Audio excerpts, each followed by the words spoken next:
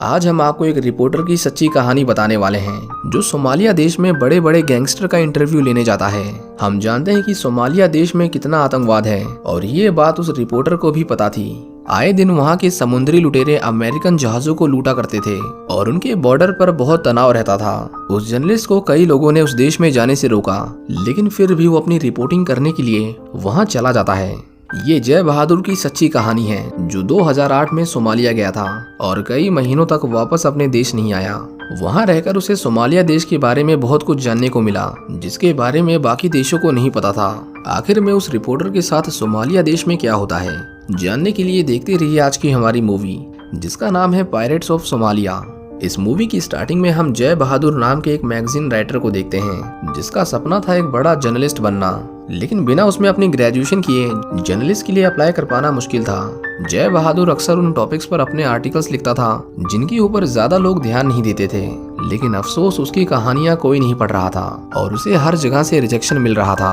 कुछ magazine companies तो उसे लेटर लिखकर भेजती थी ये बताने के लिए कि उन्हें उसका काम पसंद नहीं आया। जय उनके इस तरह के रिस्पॉन्स से बहुत गुस्सा होता था क्योंकि वो दुनिया भर की खबरें छाप रहे थे पर उसकी एक भी नहीं। एक दिन जय अपने घर के बाहर पड़ी बर्फ को साफ कर रहा था, लेकिन पैर फिसलने की वजह से उसकी गर्दन में मोच आ जाती है।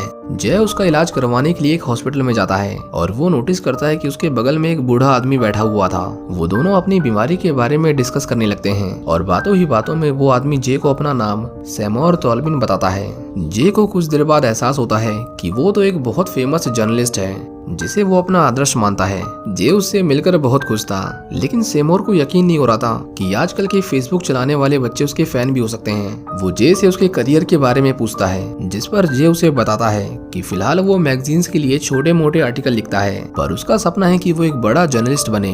वो उससे बताता है कि उसे हार्वर्ड कॉलेज में उसकी डिग्री के लिए एडमिशन लेना है और फिर उसके बाद ही न्यूज़पेपर वाले उसे नौकरी पर रखेंगे। ये सुनकर सेमोर उसे कहता है कि जर्नलिज्म के लिए डिग्री की क्या जरूरत है, वो तो तुम वैसे भी कर सकते हो, बस उसके लिए उसे ऐसी ऐसी जगह जाना पड़ेगा जहां जाने में बड़े बड़े लोगों के पसीने छूट जाते हैं। जे उसके इस आइडिया के बारे में अपने दोस्त से डिस्कस कर रहा था और उसने डिसाइड कर लिया था कि वो सोमालिया जाएगा। उसका दोस्त उसे कहता है कि वहां पर रिपोर्टिंग करके उसे कुछ नहीं मिलेगा और उसे अगर कुछ करना भी है तो उसे वहां के टेररिस्ट का इंटरव्यू लेना पड़ेगा, पर वो काम खतरे से खाली नहीं क्योंकि वो रिपोर्टर्स को मारने से पहले एक बार नहीं सोचते। मतलब वो जे को सोमालिया जाने से रोक रहा था, पर जे का मानना था कि वहाँ पर अब डेमोक्रेसी है और शायद वहाँ हालात इतने बुरे नहीं होंगे जितना कि हमें टीवी न्यूज में दिखाया जाता है। पर उसका दोस्त फिर भी कहता है कि वहाँ के आम लोगों की जिंदगी के बारे में किसी को नहीं जानना, इससे बेहतर है कि वो सूडान जाए जहाँ उसे लिखने के लिए बहुत कुछ मिलेगा। अगले दिन हम देखते हैं कि न्यूज में सोमालियन पायरेट्स के बारे में बताया जा रहा था क्योंकि उन्होंने कमर्शियल शिप को लूटकर वहां के लोगों को बंदी बना लिया था। अब ये सब देखकर जे थोड़ा डर गया था। एक दिन जे को एक अननोन नंबर से फोन आता है। वो आदमी सोमालियन प्रेस से बात कर रहा था। जब उसे पता चलता है कि जे उनके लोगों के बारे में बुक लिखना चाहता है तो वो बहुत खुश होता है क्योंकि ऐसा करने वाला वो पहला विदेशी था। जे बहादुर को पता चलता है कि जिस आदमी से वो बात कर रहा था वो कोई आम आदमी नहीं बल्कि सोमालिया देश के प्रेसिडेंट का बेटा था। जे को तो यकीन ही नहीं हो रहा था कि उसे इतना बड़ा मौका इतनी आसानी से कैसे मिल गया। वो इसके बारे में सेमोर को बताता है जिसके बाद वो उसे सोमालिया की भाषा सीखने के लिए कहता है जो उसके बहुत काम आने वाली थी। लेकिन जे का सबसे मुश्किल काम अभी बाकी था जो था अपने घर वालों से सोमालिया जाने के लिए परमिशन लेना। वो उनसे थोड़ा डरा हुआ था, लेकिन अच्छी बात ये थी कि वो उसे रुकने के लिए फोर्स नहीं करते, उसे कहीं भी जाने की आजादी थी। इसके बाद जे बहादुर सोमालिया देश के लिए निकल जाता है। उसे बस ये जानना था कि क्या वहाँ के लोग सच में वैसे हैं जैसा कि उन्हें अमेरिकन मूवीज में दिखाया जाता है। जब वो सोमालिया देश में पहुंचता है तो उसके पास एक सोमालियन आदमी आकर बैठ जाता है। जे कुछ देर के लिए वहाँ पर सो जाता है और जब उसकी आंख खुलती है तो वो खिड़की के बाहर देखता है। उसे एक रिपोर्टर दिखाई देता है जिसे कुछ सोमालियन पायरेट्स गोली मार देते हैं।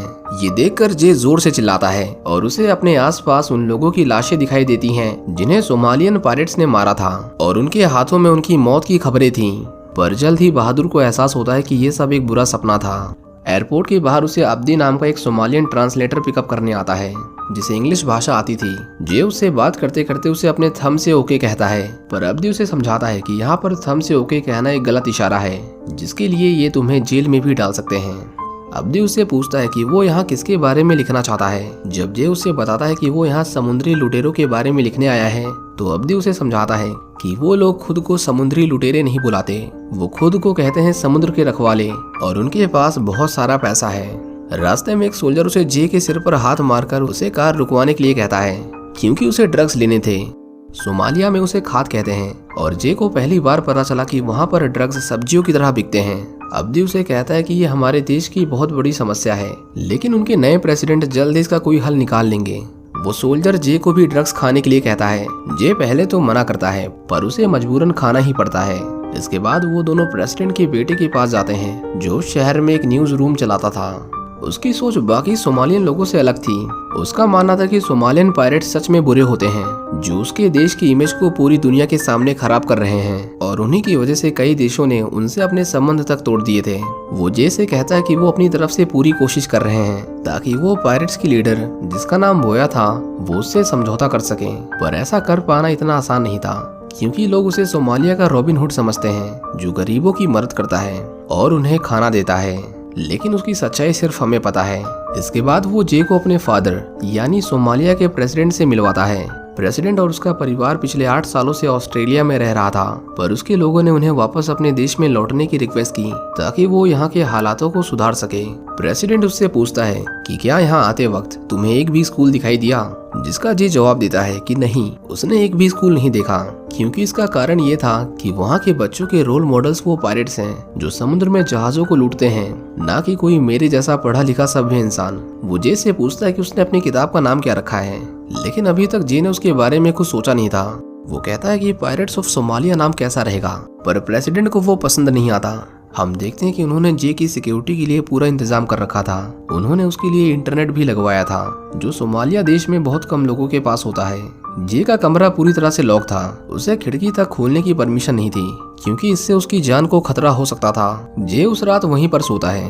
अगली सुबह जब उसकी आंख खुलती है तो उसके कमरे में बहुत अंधेरा था। हालांकि उसे खिड़की खोलने से मना किया गया था, लेकिन फिर भी वो उसे खोलकर बाहर का नजारा देखने लगता है। बहादुर वहाँ के लोगों को रिकॉर्ड कर रहा था और तभी उसे वहाँ पर एक लड़की दिखाई देती है जो बार बार उसे देख रही थी। अब्दी उसे बताता है कि उसका नाम मरियम है और वो गराड की वाइफ है। गराड एक बहुत बड़ा समुद्री लुटेरा था और उसने बहुत सारी लड़कियों से शादी कर रखी थी, जो उसके लिए खाद बेचने का काम करती हैं। जे उस आदमी का इंटरव्यू लेना चाहता था, पर अब्दी उसे बताता है कि वो आदमी बहुत खतरनाक है, इसीलिए बेहतर यही है कि वो उससे मिलने की ना सोचे। अब्दी उसे बताता है कि हमें बोया मिल गया है और आज हमें उससे मिलने जाना है। वो उससे जितने सवाल पूछना चाहता है पूछ सकता है। इसके बाद वो दोनों बोया से मिलने जाते हैं। जे उससे रिक्वेस्ट करता है कि अगर इनमें से कोई उसे गोली मार दे तो वो उसकी बॉडी को उसके देश वापस पहुंचा दे, पर अब्दी उसे कहता है कि वो चिंता ना करे, ऐसा कुछ भी नहीं होगा। इसके बाद जे बोया से बहुत सारे सवाल पूछता है, जैसे कि वो जहाजों को कैसे लूटते हैं, वो अपने लोगों को ये सब करने के लिए कैसे मनाता है और बहुत कुछ। लेकिन जे को उस इंटरव्यू से एक बात समझ आती है कि वो मानने को तैयार नहीं कि वो कुछ गलत कर रहे हैं। जे उसका इंटरव्यू ले ही रहा था कि तभी बोया वहाँ से उठकर चला जाता है, क्योंकि उसे जे से ड्रग्स चाहिए थे, जो जे अपने साथ नहीं लाया था, क्योंकि उसे पता ही नहीं था कि इस इंटरव्यू के बदले उसे ड्रग्स देने पड़ेंगे। जे हर दिन अपनी किताब में कुछ न कुछ लिख रहा था और साथ ही साथ वो अपने देश में एवरिल नाम की एक लड़की से बात करके उसकी लिखी किताब के लिए एक पब्लिशर ढूंढ रहा था जो उसकी बुक को छाप सके। एक दिन जे अपनी बुक के ऊपर काम कर रहा था और तभी उसे मरियम दोबारा से दिखाई देती है। वो बिना किसी को बताए उसके पीछे चला जाता है। जे उससे गैराड के बारे में पूछता है और उसे पता चलता है कि मरियम को इंग्लिश बोलना आता है, जो उसने अमेरिकन मूवीज को देखकर सीखा था। जे उससे अमेरिकन फिल्मों के बारे में सवाल पूछने लगता है, जिस पर मरियम उसे बताती है कि अमेरिकन जो सोमालियन लोगों पर फिल्में बनाते हैं वो उसे बिल्कुल पसंद नहीं, क्योंकि उसमें हमें बस एक लुटेरा ही दिखाया जाता है और कोई इस देश के आम लोगों के बारे में बात नहीं करता। वो जे को ये भी बताती है कि यहाँ बस तुम्हारे बारे में ही बात होती है और उन्हें उम्मीद है कि तुम हमारे बारे में कुछ ऐसा लिखोगे जो इस देश के लिए जरूरी है, न कि वो जो पूरी दुनिया सुनना चाहती है। जे उससे थोड़ा खाद खरीदता है, जिसके बदले में उसे बोया से एक बार फिर से मिलने का मौका मिलता है और इस बार वो नशे की हालत में उससे सवाल पूछता ही रहता है और बोया के जवाब उसके टेप रिकॉर्डर में रिकॉर्ड हो रहे थे। इसी तरह जे को सोमालिया में रहते हुए 3 महीने बीत जाते हैं और उसने बहुत कुछ लिख लिया था। एक दिन उसे एवरिल का वीडियो कॉल आता है, जो उसे बताती है कि उसने उसकी किताब को बड़े बड़े पब्लिशर्स को दिखाया, पर किसी को भी उसमें दिलचस्पी नहीं है। वो कहती है कि अगर वो उन पायरेट्स की वीडियो बनाकर उन्हें भेज देगा तो वो तुम्हें $1000 तक दे सकते हैं, लेकिन इससे ज्यादा मदद की उम्मीद करना शायद बेवकूफ़ी है। ये सुनकर जे को बहुत गुस्सा आता है और वो खुद के ऊपर चिल्लाने लगता है। वो देर रात को अब्दी के पास आता है और उसे सारी सच्चाई बता देता है। वो कहता है कि वो कोई फेमस रिपोर्टर नहीं है और ना ही उसके पास किसी बुक का कॉन्ट्रैक्ट है। अब्दी उसे कहता है कि इससे क्या फर्क पड़ता है, तुम पहले ऐसे फॉरेनर हो जो हमारे देश आए और तुम अपनी जान को खतरे में डालकर हम लोगों के बारे में कुछ लिख रहे हो, हमारे लिए इतना ही काफी है। लेकिन जे उसे समझाने की कोशिश करता है कि सिचुएशन कितनी खराब है, क्योंकि कोई भी उसकी बुक में इंटरेस्टेड नहीं है। उन्हें कोई मसालेदार कहानी चाहिए, जैसे कोई लूटपाट या किसी का मर्डर, क्योंकि कोई भी इस तरफ के आम लोगों की कहानी नहीं सुनना चाहता। अगर उसे कोई बुक कॉन्ट्रैक्ट नहीं मिला तो हो सकता है कि वो इस देश से कभी बाहर न निकल पाए। जे उसे कहता है कि उसे कुछ हॉस्टेजेस की वीडियो फुटेज चाहिए जिसे बेचकर वो थोड़े पैसे कमा सके, क्योंकि वो घर से जो पैसे लेकर निकला था वो अब खत्म हो चुके थे। वो अब्दी को आधे पैसे बांटने का लालच भी देता है, पर उसे पैसे नहीं चाहिए थे। वो चाहता था कि दुनिया उसके देश को सिर्फ समुद्री लुटेरों की वजह से ना जाने, उन्हें पहचान चाहिए थी ताकि वो सिर उठाकर चल सके। अब्दी उसे समझाता है कि उन पायरेट्स के पास जाना अपनी जान को खतरे में डालना है, क्योंकि उसके बाद हम तुम्हें सिक्योरिटी नहीं दे पाएंगे।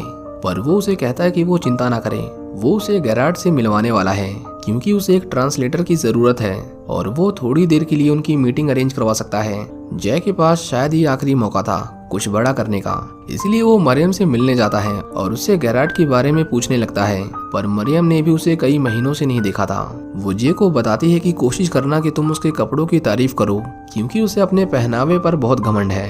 इसके बाद हम देखते हैं कि जे गैराट का इंटरव्यू लेने जाता है, लेकिन उसके लिए ये इंटरव्यू शायद सबसे मुश्किल था, क्योंकि गैराट के हर शब्द के बाद ऐसा लग रहा था कि वो जे को गोली मार देगा। पर किसी तरह जे उस इंटरव्यू को पूरा करता है और उसे पता चलता है कि उसके पास 800 से भी ज्यादा हाईजैकर्स हैं जो उसके लिए लूटपाट का काम करते हैं। जय अपनी किताब को पूरा करने में जोरों शोरों से लगा हुआ था, लेकिन एक दिन अब्दी उसके पास आता है और उसे कहता है कि एक जर्मन शिप वहां से जाने वाला है। प्रेसिडेंट के उस शिप के पायरेट के साथ बहुत अच्छे कनेक्शन हैं, इसलिए अगर तुम यहाँ से निकलना चाहते हो तो ये सबसे अच्छा मौका है। जे को अब लिखने के लिए बहुत कुछ मिल गया था, इसीलिए वो अपने घर जाना चाहता था। अब्दी उसे कहता है कि प्रेसिडेंट के बेटे ने उससे $500 की डिमांड की है उसकी इतनी सिक्योरिटी और खातिरदारी के लिए। पर जे उसे बताता है कि अब उसके पास एक भी पैसे नहीं है, उसने सारे पैसे ड्रग्स लेने में खर्च कर दिए। वो कहता है कि जैसे ही उसकी बुक पब्लिश हो जाएगी वो उसे पैसे भिजवा देगा। लेकिन अब्दी के लिए ये बात प्रेसिडेंट के बेटे को समझाना बहुत मुश्किल था, पर फिर भी वो खुद को रिस्क में डालकर जे को वहां से निकालने के लिए तैयार था, इस उम्मीद में कि जे उनके देश जाकर उनके लिए पैसे भेजेगा। इसके बाद वो दूसरे शहर के लिए निकल जाते हैं। जय वहाँ कुछ सोमालियन लोगों से मिलता है जो उसे अपनी अपनी कहानियां बता रहे थे और वो चाहते थे कि जय अपनी किताब में उनके बारे में लिखे। एक लेडी उसे सोमालिया के स्कूलों के बारे में बताती है जो बाढ़ में बह गए थे और फिर दोबारा कभी नहीं बनाए गए। लेकिन वो यहाँ पूछते हैं जे से सबसे जरूरी सवाल कि उसने अपनी किताब का नाम क्या रखा है, पर अभी तक भी जे ने अपनी किताब का नाम नहीं सोचा था। अगले दिन वो उन पायरेट्स के पास जाते हैं। वो अब्दी से तो बहुत अच्छे से बात कर रहे थे, उसके गले भी लग रहे थे, लेकिन वो जय को अपने साथ ले जाने को तैयार नहीं थे। जय को पता था कि अगर उसने उन्हें रिकॉर्ड किया तो न्यूज वाले उसे $1000 देंगे, इसीलिए वो बिना कुछ सोचे समझे उनके सामने आ जाता है और उसके ऐसा करते ही वहाँ माहौल बहुत गर्म हो जाता है। जे के सिर पर लगभग 5 से 6 लोग बंदूक तान कर खड़े हो गए थे, लेकिन अच्छी बात ये थी कि वो उसे शूट नहीं करते। वो पायरेट्स उन्हें अगली सुबह आने को कहते हैं, लेकिन अगले दिन जब जे की आंख खुलती है तो वो देखता है कि पायरेट्स उसे अकेले छोड़कर वहां से चले गए थे, क्योंकि उन्हें लगा कि वो एक जासूस है। जे की बुक तो पूरी हो गई थी, लेकिन वहां से बाहर निकलने के लिए उसे पैसे चाहिए थे। एक दिन उसे उसके डैड का फोन आता है। वो बहुत घबराए हुए थे, क्योंकि उस समय 8 से 12 अप्रैल के बीच कुछ सोमालियन पायरेट्स ने अमेरिकन शिप को लूटने की कोशिश की थी। उस शिप के कैप्टन का नाम रिचर्ड फिलिप्स था। प्रेसिडेंट का बेटा जे से कहता है कि कैप्टन फिलिप्स और उनका सारा क्रू सही सलामत रेस्क्यू कर लिए गए हैं, लेकिन इसमें 3 पायरेट्स की मौत हो गई है और एक को गिरफ्तार किया गया है, जिसकी वजह से देश में बहुत अफरा तफरी है। वो उसे बताता है कि पायरेट्स ने अमेरिका को वार्निंग दी है कि अगर उनके देश में कोई भी फॉरेनर दिखाई दिया तो वो उसे मार देंगे, जिसका मतलब ये था कि अब जे की जान खतरे में थी। वो किसी भी हालत में जे को उसके देश सही सलामत भेजना चाहते थे। और यहाँ अच्छी बात ये थी कि जे के घर वालों ने उसके अकाउंट में पैसे भी भेज दिए थे। जे कहता है कि अगर कैप्टन फिलिप्स वाली हाईजैकिंग के पीछे बोया का हाथ है तो वो एक आखिरी बार उसका इंटरव्यू लेना चाहता है। उसके लिए सड़कों पर घूमना खतरे से खाली नहीं था, पर वो किसी तरह बोया का तीसरा और आखिरी इंटरव्यू ले लेता है। लेकिन उसे पता चलता है कि इस हाईजैकिंग के पीछे उसका हाथ नहीं था।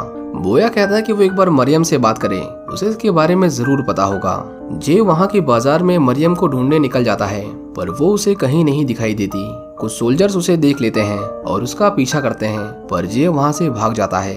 वापस आकर उसे पता चलता है कि बोया को सोमालियन सरकार ने अरेस्ट कर लिया था, जबकि उसने कुछ किया भी नहीं था। जब वो अपने कमरे में आता है तो उसे वहाँ मरियम दिखाई देती है, जो उसे बताती है कि इन सब के पीछे उसके पति गेरार्ड का हाथ है। मरियम उसे कहती है कि वो जितनी जल्दी हो सके यहाँ से निकल जाए, क्योंकि अब ये देश उसके लिए सेफ नहीं।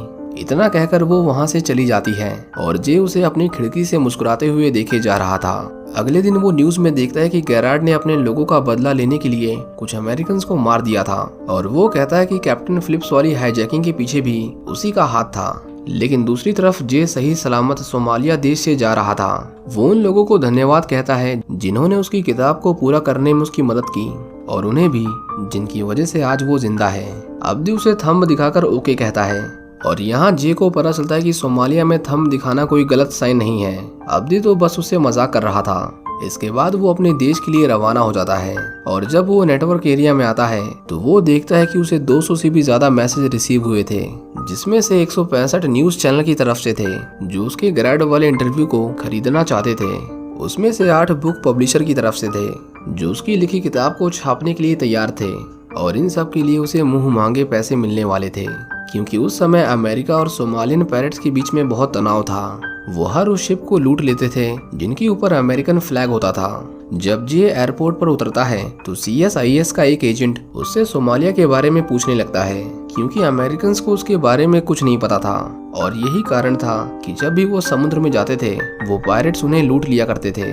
जब जे अपने घर आता है तो उसका बड़े धूमधाम से स्वागत किया जाता है। उसकी लिखी हुई बुक इंटरनेशनल बेस्ट सेलर बन गई थी, इसीलिए 2013 में उसे CIA के साथ बैठने का मौका मिला, जो उसे सोमालिया के बारे में बहुत कुछ जानना चाहते थे, क्योंकि उसके बाद वहाँ कोई अमेरिकन नहीं गया था जो उन्हें अंदर की बातें बता सके। जे बहादुर उन्हें बताता है कि सोमालिया के लोग नहीं चाहते कि अमेरिकन उनके बंदरगाहों की पूजा करें या उनके सामने झुकें। वो बस चाहते हैं कि उन्हें भी एक पहचान मिले, हम उनके कल्चर को पहचाने। वो चाहते हैं कि उनका देश सिर्फ समुद्री लुटेरों के लिए ना जाना जाए। जे उन्हें कहता है कि अगर वो उन पायरेट्स को छोड़कर अगर वो हमारी डेमोक्रेसी के बारे में लिखता तो शायद वो अपनी बुक की एक कॉपी भी नहीं बेच पाता, क्योंकि लोग सोमालिया के लोगों के लिए अपना नजरिया नहीं बदलना चाहते। इसके बाद हमें दिखाया जाता है कि जनवरी 2013 में US गवर्नमेंट ने सोमालिया की सरकार के पास शांति प्रस्ताव रखा, और ऐसा पिछले 20 सालों में पहली बार हुआ था। जय बहादुर सिर्फ 24 साल का था जब वो सोमालिया गया था, और 2009 में उसके वापस आने के सिर्फ 1 महीने बाद ही एक रिपोर्टर को सोमालिया के पायरेट्स ने किडनैप कर लिया था, वो भी पूरे 1 साल और 4 महीने के लिए। 2013 के शांति प्रस्ताव से पहले शायद ही कोई रिपोर्टर होगा जिसने वहां जाने की हिम्मत की हो। इसी के साथ जय बहादुर की ये सच्ची कहानी यहीं पर खत्म हो जाती है। उम्मीद करता हूँ कि आपको ये मूवी पसंद आई होगी। अगर आप इसी तरह की एक और सच्ची कहानी देखना चाहते हैं जिसमें एक ऑस्ट्रेलियन आदमी को थाईलैंड की जेल में 3 सालों के लिए बंद कर दिया जाता है, तो आप राइट वाली वीडियो पर क्लिक कर सकते हैं।